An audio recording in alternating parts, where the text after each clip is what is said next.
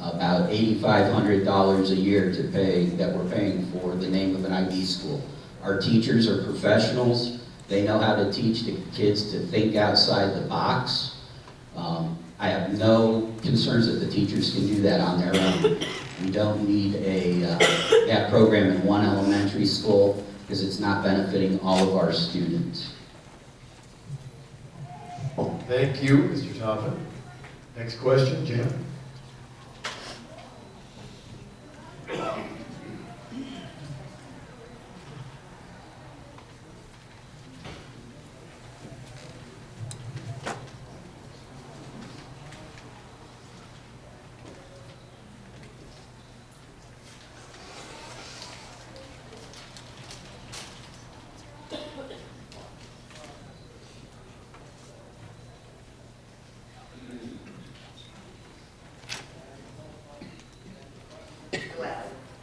What is the most important and challenging issue currently facing the Stow Monroe Falls School District?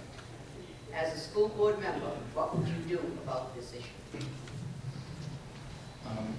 I think one of the main issues is we have to look at class sizes. Class sizes really, they're important to our children's education, their learning. The more one-on-one work they get with the teachers, I think the better the education is going to be for them. They're going to learn more. This is going to be a better district through it. What I like to see is I like specialized classes. I think it helps out with the class sizes. It gives children an opportunity to look at certain other things that they would want to do and get these teachers, these specialized teachers, give them the time to work with them, and they can also use these as credits to graduate and move on. All right, thank you. Next question goes to Mr. LeConte.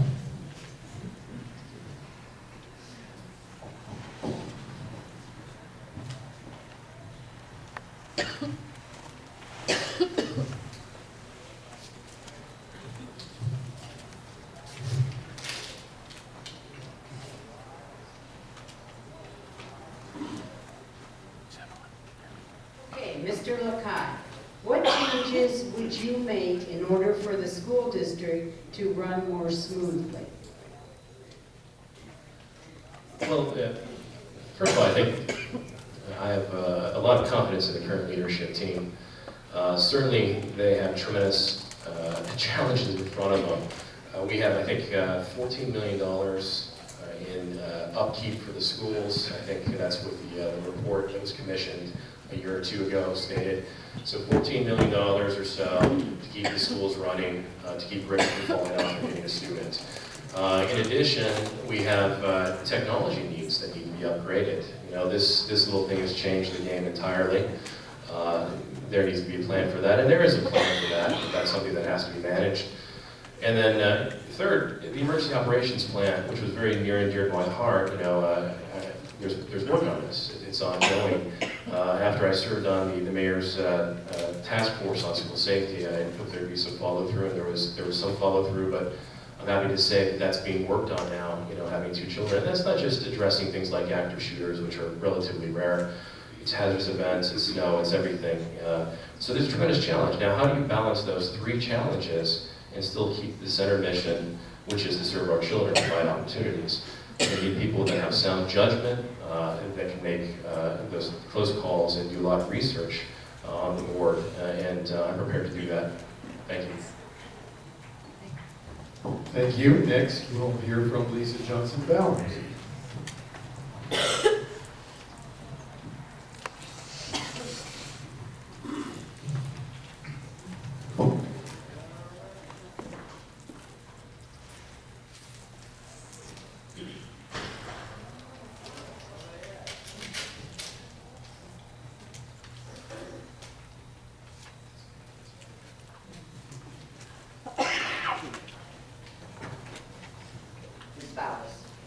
Should there be a code of conduct for the school board members? Please support your position. Without a doubt, without any question at all, yes. I do believe that the school board and their behavior represents the school district. Now, it's not easy to be part of a team. You know, to be part of a school board, everybody has their own opinion. Everybody has their own backgrounds, as you've listened to this today. But there's a difference between having a disagreement and reacting maturely in the whole direction of making great change. And then reacting, you know, inappropriately with excessive emotion. And we all have emotion, but there's a time and there's a place for that. So, in order for our district to move forward and go forth with the great changes that I anticipate, it is crucial for the school board to behave with a certain code of conduct. It is important for the administration to have a certain code of conduct. So, yes, absolutely, yes. All right, thank you. And finally, a question for Mr. Armstrong.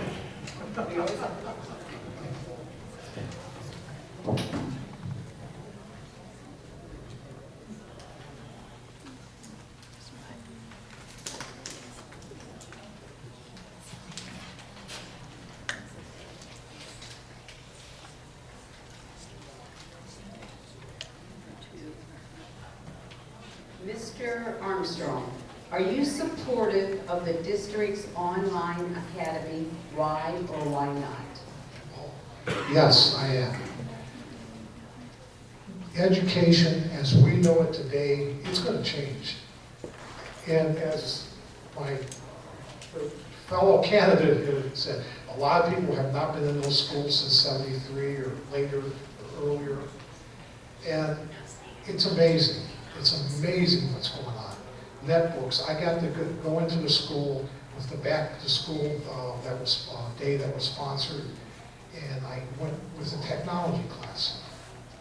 In my time, in the mid-'80s, in the '90s, I felt I was leading technology in my field, in accounting and finance. Today, it's amazing. These children are doing what we were doing, more than what I ever did back in the '80s, not today, in the second and third grade level. Just amazing. The online academy to date is at $50,000 brought back to the district. Okay? What happens is when someone goes outside the district to an online school or somewhere, we pay that $6,000, $5,800 and some odd dollars. Okay? The state, they get the state foundation money. Okay? This is coming back to the school. And we had a break even, I think it was around $80,000, $100,000 on that. To quickly explain it, we had a program called Plato in our school. It was a curriculum that we had, that we bought in our system for our teachers to use in their classrooms. Well, it doesn't cost us anything to add a student to that. So moving to the online, they're using the online, the Bulldog Academy is using the same curriculum that our teachers are using in their school. And all it costs us is an administrator. Oh, okay, sorry. I'll answer more questions later about that. That's a great idea. All right, now all 6 candidates will answer by general question with 1.5-minute answers. The question is, how would you like the Stow and Falls school system to look at the end of your term? We'll start right in the middle of the alphabet with the L's. You'll allow it. All right, I touched on that earlier. At the end of the 4 years, I want this board to be known as the people that put this school on the map. They helped out with the education process. We got to 100% graduation rates. We're in that top 5. We're in that top 500 of the nation. I want people to come into this city and they want to move here and they see beautiful schools. They see the school system. They see that it works and they want to plant roots here. They want their kids to graduate here and they want to maybe someday be on this board. That's what I want to see at the end of my 4 years. All right, thank you. Same question for Mr. McCott. Academic excellence. And, you know, I moved here because of the school system, so I think the schools, the Stow and Rowell schools are excellent. I want admissions counselors to seek out our students. I want employers to seek out our students. And at the end of 4 years, I want people to look at this board and look at the qualified and cooperative nature in which we've solved problems and served our students, and we focused on that. And that's really where it needs to be. I think we have just a tremendous amount of talent up here. I'm so happy because I know that we're going to have a very strong school board moving forward. And I look forward to restoring the reputation of the school board and restoring the focus on the children. And again, being collegial, cooperative, and focusing on the children. One. Thanks. Thank you very much for allowing me to speak here today. Ms. Johnson-Bowers, how would you like the Stow and Rowell school system to look at the end of your term? Well, I can pretty much echo everything that we've just been hearing. You know, at the end of my term, what I want to see is that Stow is top-notch. And what we just heard about the netbooks is wonderful, but Stow is really behind. The netbooks are very old. So I'd like to see what we're doing in school, whether it's blended learning, whether it's one-to-one, I'd like to see us on the forefront, okay, on top of everything. I'd like for the students to know that they are number one. Okay, every decision we make is for them, our teachers, who wake up every morning with the goal to be significant in their lives. I want the teachers to know that they are crucial to the education, and I think that's very important. And the support staff. When people look at Stow, I want them to look at Stow proudly. I want to be able to hear about teachers at conferences, you know, presenting at conferences, leading the educational change that we see. I want to be very proud of being part of the Stow School Board. Thank you. Brian Real. See, that's why we had microphones at each end. Thank you. Stow is a great school system, and I'm very thankful for all the hard work that the teachers put in and the board members put in. It literally is excellent. But there's nothing that says this has to be our peak. There's nothing that says this has to be our high water mark or our Waterloo. We could go higher. We could be one of the top schools in the state of Ohio. That's what I would like to see. I'd further like to see it be a place where administrators administer, teachers teach, and kids learn. So at the end of 4 years, everyone knows what their position is. As a board member, I view myself as part of the legislative branch of the school system, and that's what I want to do. I don't want to teach classes. I don't want to tell a principal what to do. I want to be a board member and supervise. I want the teachers to feel safe and appreciated. I want a new everyday core within our school system, and I want the kids to be happy and safe. Again, I will stress, I think I bring a unique skill set to this election, and that children are our center of gravity. And again, what that means is none of us would be here without them. There would be no teachers, there would be no principals, no board members. Let's put the kids first. Thank you. Thank you. Mr. Armstrong? I want to continue the direction that we've started in the last year. If you've noticed, our buildings have improved tremendously. We've got new windows, we're building our infrastructure. The Bulldog Academy was one.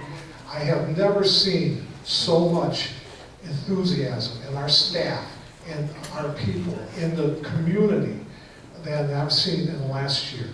We are in the right direction. I want this to continue, and I think we will. Right now, we have a graduation rate of 97%.